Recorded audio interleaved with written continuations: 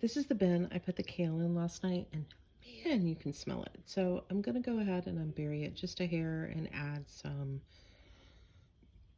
some coffee grounds to it. I've got some coffee grounds in tea bags. Just see if I can bring the smell down a little bit. I have tons of coffee I need to put in the bin anyway, and yeah, this does not smell good. But still, when I looked this morning, there was one big worm hanging around on the top, and other than that, it looks really good. Added not quite half of that. Some of it's a little bit moldy. It's tea bags, coffee grounds. I'm about to cover it up with the castings and then the cardboard and see if I can just bring the kale smell down just a little bit. I did put a lot of buffer on it just because I think I needed it. And anyway, that's it for right now. But again, I'm really loving the bin system. I did see one big old worm over here. So maybe a couple down there. I'm just kind of looking to see like how wet is the bin. What are you doing, Dob? Dobby. Dobby's good at letting me know if there's any escapees from the worm factory.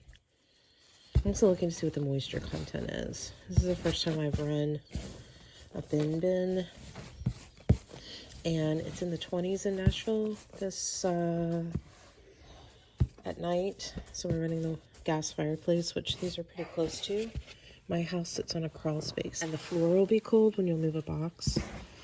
So I've been a little bit worried about how cold it might be in here. It's definitely cooler on this side. So I might see if I can get this bin off the floor today.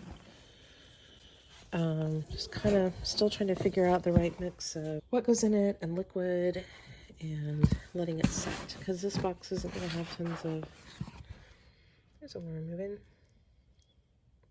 isn't going to have tons of microbes in it because it's brand new.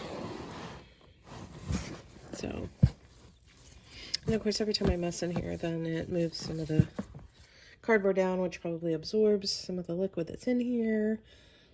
So I probably need to just feed them and let it set, but it's the first time I've done a bin, so I've been a little really nervous that but definitely see some activity.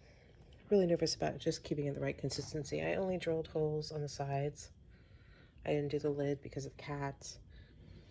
And I think so far that's been the right choice. There's definitely no condensation on the lid or anything, so I may actually even look at adding a piece of plastic to the top of, or bubble wrap or something like that. I have tons of shipping supplies from different Amazon boxes and things, so I may look at adding something to the top of this just to try to keep the moisture in it, and maybe it'll even keep it a little bit warmer.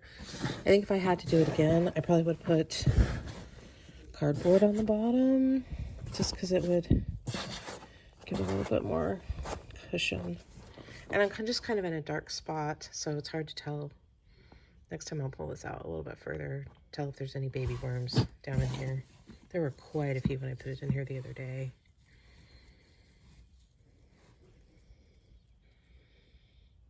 But I'm definitely seeing some activity, so it's not dry, but it's definitely not super moist either. And really, when you watch videos, I watch videos where some people are running their systems really wet, and they actually did better. And then I've looked at other people who say it's better to run them dry. So it really, I think, just depends on your unique situation, what kind of worms you have, what you're feeding them, how often you mess with them. But again, this is the first time doing a bin, and I'm really happy so far. I think these may actually be a better system for us. I could get it out of the kitchen, move it to my master bathroom for the rest of the winter. And so far, I'm really, really happy. But most importantly, I hope the worms are happy too. That's really the goal here.